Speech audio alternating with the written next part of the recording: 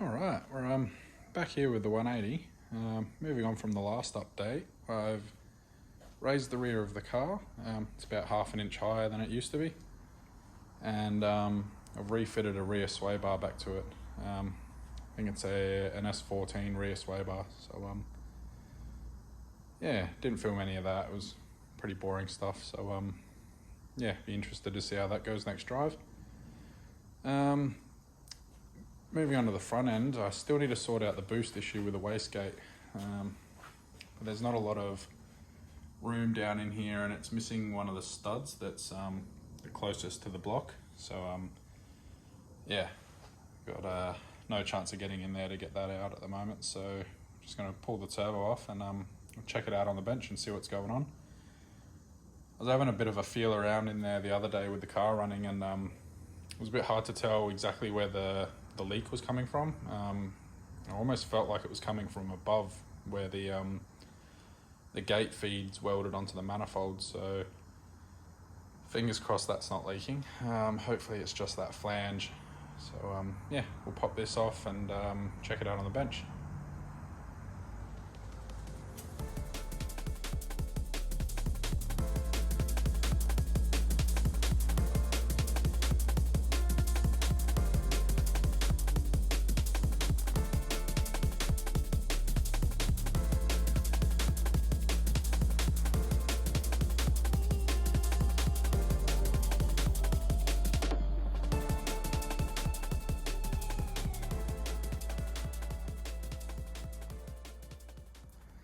Alright, so got the turbo off. It was a bit of a struggle getting it out of there. Yeah, so you can see here where the screamer pipe was rubbing up against the dump pipe. So yeah, all that heat wrap's trash, so probably pull the screamer pipe off.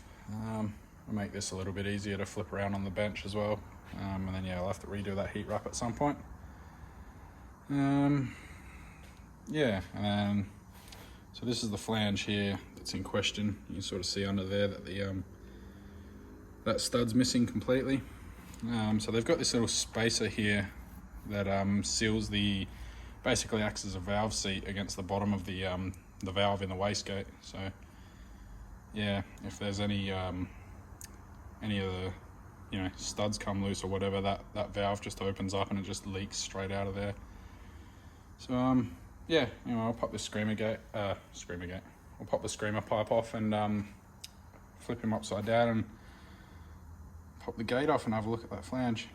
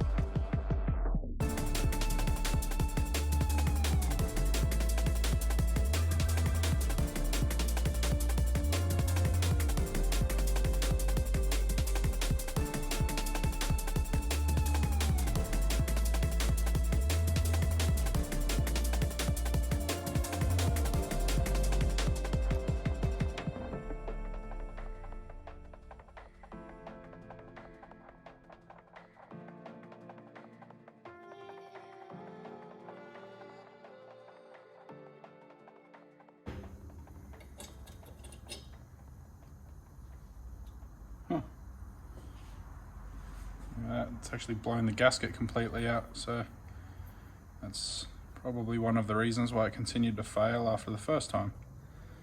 So that gasket's completely destroyed. It's a genuine trust gasket too, so it's a bit of a shame. I'm gonna have to come up with a solution for that.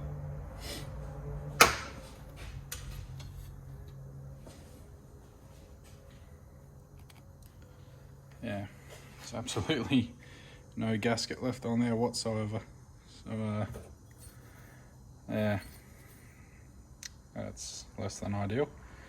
I'll chuck a straight edge across both the sides of the flanges, make sure they're still straight, but yeah, I have to try and get a new gasket for that. You see there the valve seat as well. So yeah, if any of these come loose at all, that valve seat doesn't sit straight in there, and you can see in the bottom of the gate there that it just yeah, because it's you know, it's actually a seating surface in there that needs to mate up on that 45-degree angle, and as soon as that moves the tiniest bit, it's just gonna piss out. So yeah, and then your boost control just goes out the window and you basically stop making power. So yeah, and all that moisture on there is condensation from the E85, just from the car sitting.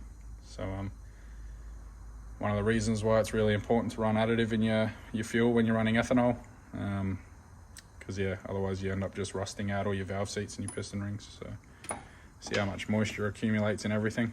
It's pretty crazy. But yeah, cool. At least the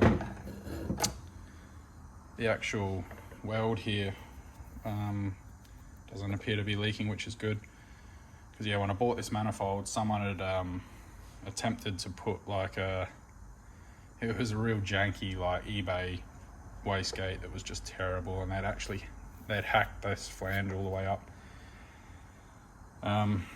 Yeah, when this was a new manifold, ran a 2-bolt flange straight off of here, but that had all been hacked up and the holes had been munted, so we got this bit of steam pipe welded in there and then running the 4-bolt truss gate on there. Yeah, fun and games. Oh, that's good. I'm glad that's not stuffed. So it's just a matter of getting another gasket, getting some new studs. All these nuts are seized on these studs as well. So, yeah, 4 new studs, new nuts. I'll probably run some Nord lock washers on these just to prevent it from rattling loose again. Yeah, see how that goes, hey? Cool. Just one more thing before I finish up for the night. Probably helps explain why it would have pushed loose as well once it started to back the nuts off. So you got the tapered seat there and here. When you put this spacer in, because of the spring holding the valve open, you actually end up with a gap in here. So when this is all bolted up, it compresses that gap closed, and there's spring tension trying to force that gap open, but obviously your bolts on your flange are preventing that from happening. So yeah, once they start backing off, that spring just basically is just going to push to the loosest side of that and just open that gap up. So yeah, cool. Yeah, the valve seat in here is a little bit pitted, so it's not drastic. I don't think that'd be causing any leaks itself, but might give that a bit of a hit with some Scotch-Brite, clean it up a bit, and yeah, the actual valve in here looks fine still, so that's good. So yeah, probably leave it there for the night. Yeah, got all that figured out, so that's good. I'll probably pick this back up once I've got a new gasket and ready to chuck everything back in the car. So yeah, I guess that's it for this one. Short, sharp and sweet. Yeah, catch you on the next one.